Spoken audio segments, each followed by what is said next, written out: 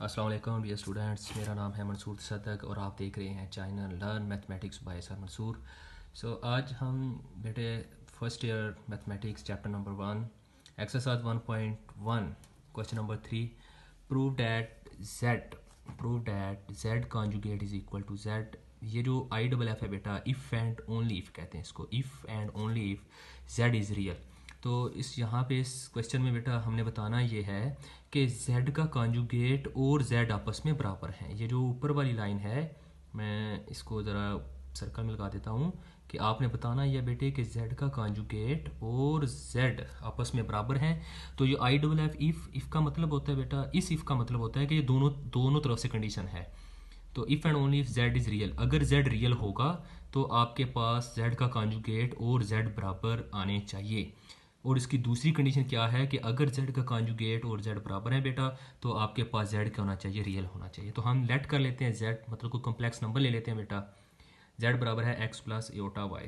तो बेटे आप चाहें तो x प्लस एटा वाई ले लें, आप चाहें तो a प्लस एटा बी ले लें। अगर z बराबर है x प्लस एटा वाई और z कॉन्जुगेट क्या होगा बेटा, x प्लस एटा वाई के ऊपर ये बार है, ठीक है बेटा, ये बार नहीं है, ये मैंने z इज़ रियल के नीचे अंडरलाइन किया हुआ था। ओके, तो z कॉन्जुगेट क्या है, x प्लस एटा वाई है बेटा, तो ये माइनस में आ जाएगा। तो कंसीडर हमने क्या करना है, सपोज कर लेते हैं हम पहले कि z का कॉन्जुगेट और z बराबर है। अगर z का कॉन्जुगेट और z बराबर है तो we show z is real. तो हमने बताना ये बेटा कि ये जो z है वो रियल नंबर है। बात क्लियर हो रही है बेटा। तो z कॉन्जुगेट के लिए हमने ये z कॉन्जुगेट की कीमत लगा ली बेटा, x minus iota y is equal to z, और z क्या है मेरे पास, x प्लस एटा वाई। तो यहाँ से बेटा ये इक्वेशन जो है, x की वैल्यू यहाँ पे पॉजिटिव है, दूसरी तरफ के लेके जाएंगे तो माइनस में आ जाएगा, प्लस एटा वाई दूसरी साइड पे जाएगा, माइनस एटा वाई यहाँ पे होगा 0। तो x से क्या खत्म हो गया बेटा, minus iota Y minus minus plus होता है माइनस 2 एटा वाई बेटा। तो यहाँ से एक पॉइंट ये है बेटा कि minus 2 Etah is equal to 0 कभी भी नहीं होगा, ये 0 कभी भी नहीं होगा। क्यों नहीं होगा बेटा, क्योंकि एटा की तो कुछ वैल्यू होती है -1। तो जब 2 माइनस स्क्वायर रूट 1 से मल्टीप्लाई करेगा तो वो 0 के बराबर नहीं आएगा, बल्कि नॉन जीरो रहेगा। बात क्लियर होगी बेटा। तो यहाँ से फिर हमारे पास y आ जाएगा 0। तो नाउ अब हम क्या करने जा रहे हैं बेटा कि हमने बताना ये z इज़ रियल। तो z कहाँ पे पड़ा हुआ है जी, z तो है x plus iota Y.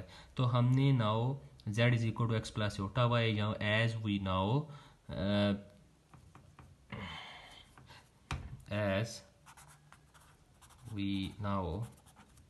z is equal to x plus iota y बेटा। तो z is equal to x plus iota y की जगह उसकी ये जो मेरे पास वैल्यू आई है बेटा, मैं इसको भी सर्कल कर देता हूँ, अंडरलाइन कर लेता हूँ। तो x प्लस एटा मल्टीप्लाई 0, एटा इंटू 0 0 बेटा, तो z इज इक्वल टू आ जाएगा x। तो ये हमारी कंडीशन एक क्वेश्चन की साइड प्रूव होगी बेटा कि अगर z का कॉन्जुगेट और z बराबर होते हैं तो z क्या होना चाहिए, रियल आना चाहिए। तो यहाँ पे अगर आप देखें मेरे बेटे, तो ये जो चीज़ है ये बता रही है कि z क्या आ गया मेरे पास, रियल आ गया। कन्वर्सली अब इसका उलट क्या है कि अगर z रियल ले लेते हैं तो z का कॉन्जुगेट और z क्या होना चाहिए बेटा, बराबर होने चाहिए। तो सपोज यहाँ पे ओ डालना भूल गया हम।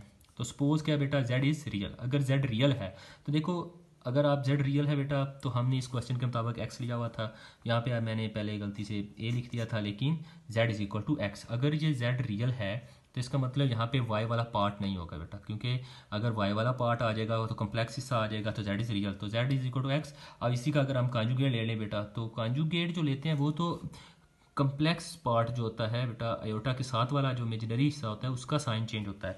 यहाँ तो जस्ट रियल नंबर है, तो z भी x ही होगा और इसका कॉन्जुगेट भी x ही होगा। अब इसको क्वेश्चन का नाम दे दें, इक्वेशन 1 एंड 2।